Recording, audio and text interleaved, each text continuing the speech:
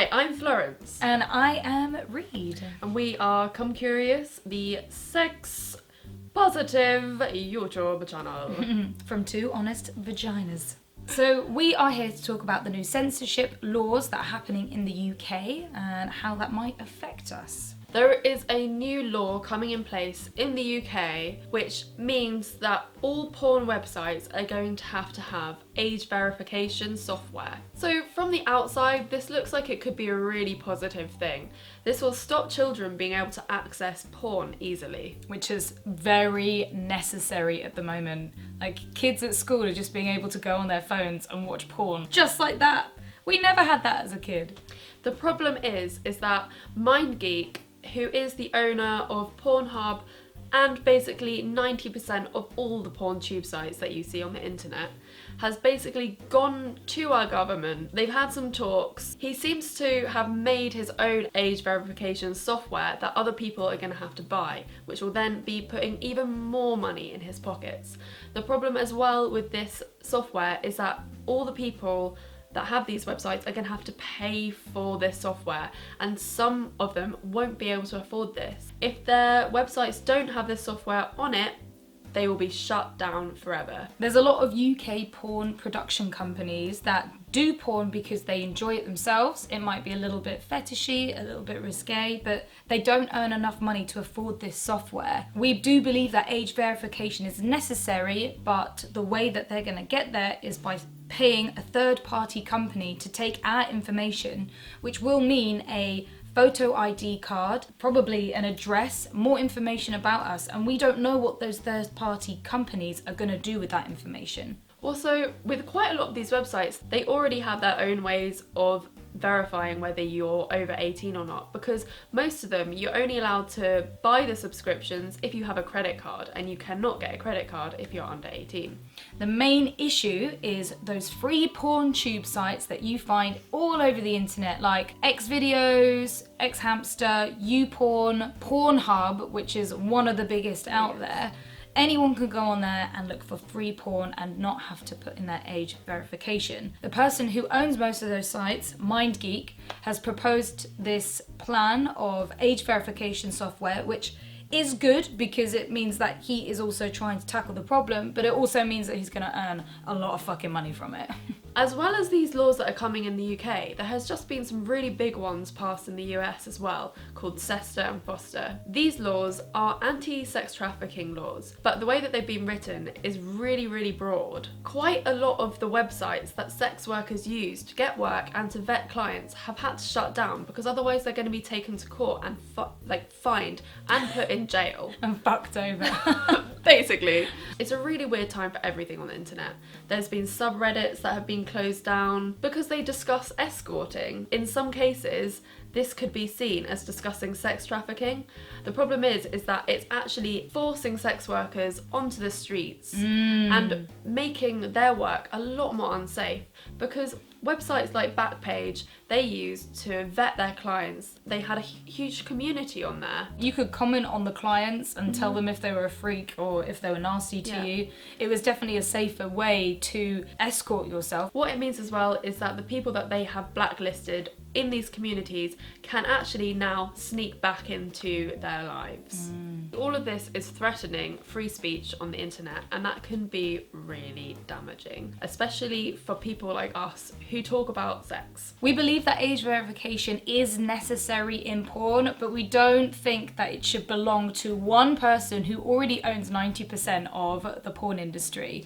And people shouldn't have to pay for it. That's basically it, right? Yeah. It should be a free government body that needs to be policed and run, because we don't know what they could be doing with it. There shouldn't be a porn monopoly out there, but there is, and no one's doing anything about it. As an against argument is someone like Google could have done exactly the same thing and made an age verification software, sold it to all the porn companies and earned a hell of a lot of money for it. But at least they could be kind of a subjective view on the porn industry. When someone like MindGeek owns something like that, then they can bend the rules to fit their ways and to, make it more expensive for other smaller companies that maybe they haven't been able to buy out yet, so they do go bust. We already think it's ridiculous that the UK put in all these crazy censorship laws about no squirting, you can't have somebody gagged, you can't have verbal or physical abuse, even if it's consensual. You couldn't have female ejaculation, which is madness when you can have male ejaculation. You couldn't have pissing. There was a whole bunch of stuff that we thought, again, in the bondage sector. Oh yeah, you can't even have bondage. No spanking. No spanking. They deemed that to be illegal now in the UK. You can't create the images and own the images. We're talking images as in videos as well. You can't create or own, or represent or publish any of these kind of fetishy topics without it being against the UK laws, and it shut down a load of companies. Yeah, and that's their livelihoods. That isn't fair, especially when all these things that they are censoring are to do with female pleasure and not the male pleasure. How come like gagging on penises and blowjobs isn't banned? Like, that's just as bad as face sitting. Just as vulgar, yeah, just as harsh. But then, you know, not saying that face sitting's bad, I'm just saying that they're the same thing. You can have someone coming on a girl's face, but you couldn't have a female squirting, like, on a video. It's madness. It's just so ridiculous. It is. It's so ridiculous. I thought that the UK was like really forward in their sex and how open they are, but then the UK porn laws just completely fucked that up. It's just the whole world seems to be against anyone expressing their self and their sexuality.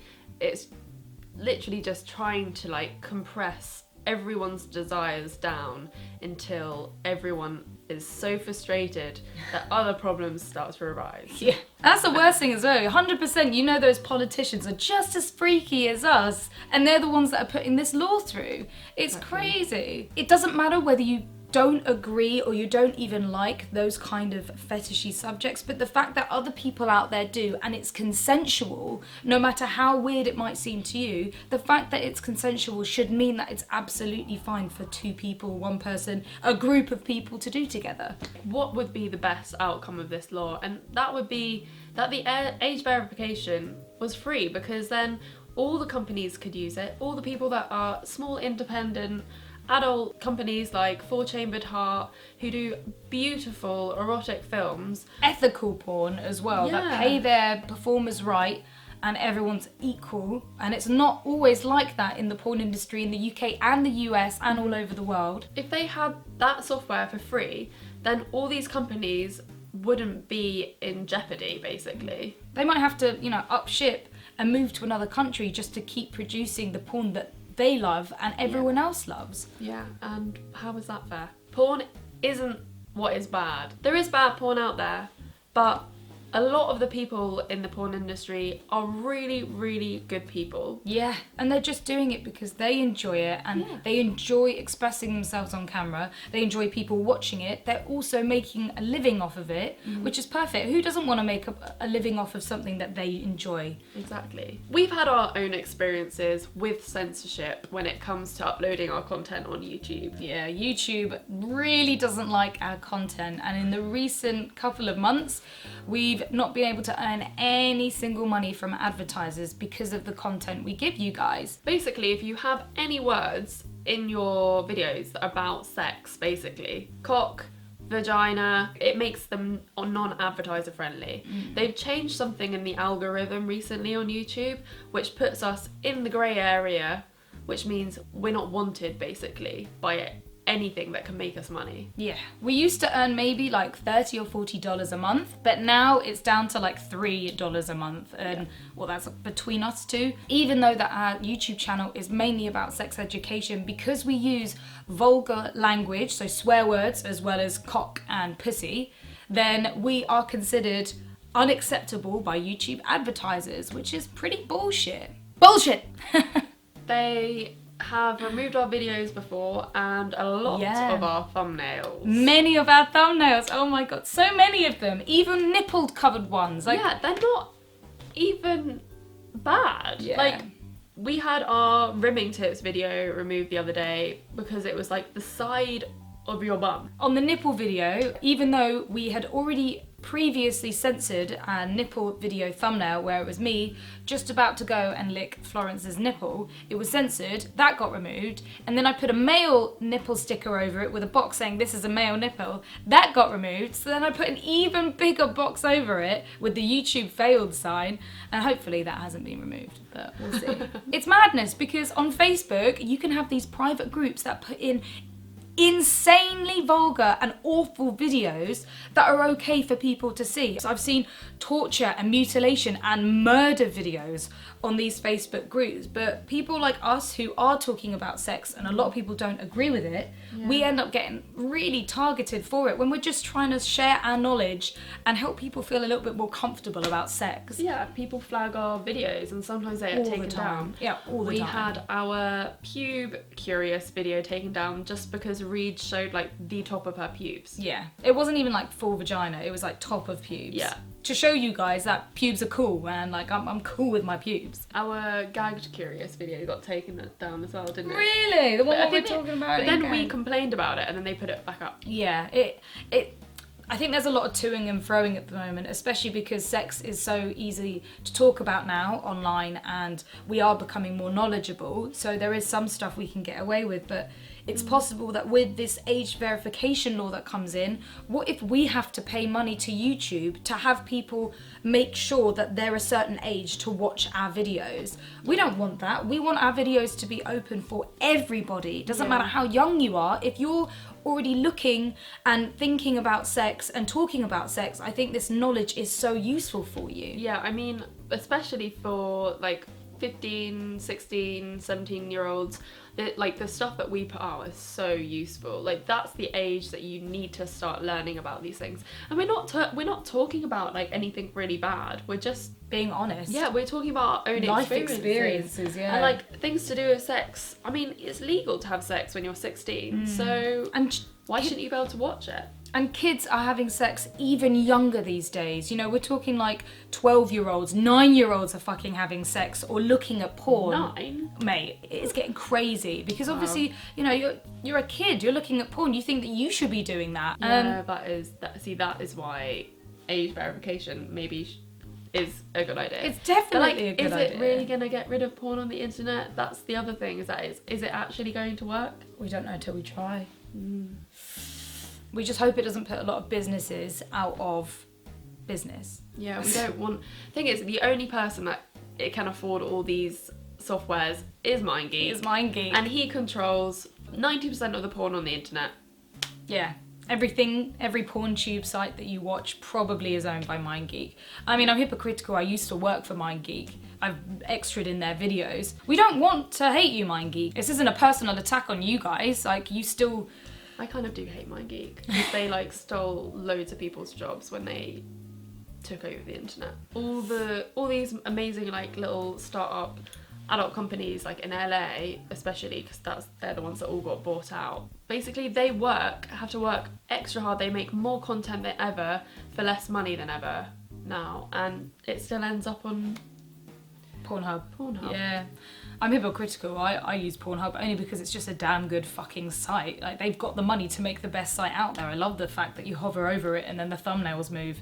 Yeah. And that's hypocritical of me. You know, like, I'm in the porn industry. I film porn. I should be... Well, I do pay for porn as well. But when I want, like, a quick fix, it's Pornhub. I used to use it when I was a teenager. I can't remember the last time I used Pornhub now. Really? That's good. Yeah. I mean, I give money to charity. Why would I not give money to porn? That's basically your charity. Yeah, it's basically my charity. Anyway, so these have been our experiences with the censorship laws, and this is what we know about everything that's going on in the UK and a little bit of what's going on in America. And we're not super educated on it. This is just what we found out and what we've learned. So if there's anything that we've made a mistake on, or if there's any new information out there, please comment below. Let us know, because we always want to stay educated on it and want to learn more about it. This is just from our experience and what we know. Yeah. We made this video for Ersties Podcast. Find a link to their site below and do check them out because they do amazing stuff. Yeah, and they are bringing out a podcast on exactly this topic. Yeah, so if you want to know more. Yeah, see what other people think. And there is like some really, really interesting people also on that episode, such as Vex from Four Chambers and Blake Pandora, who's a really great sex workers activist in London. So check him out, and we'll see you next week. See you next week. Bye. Bye.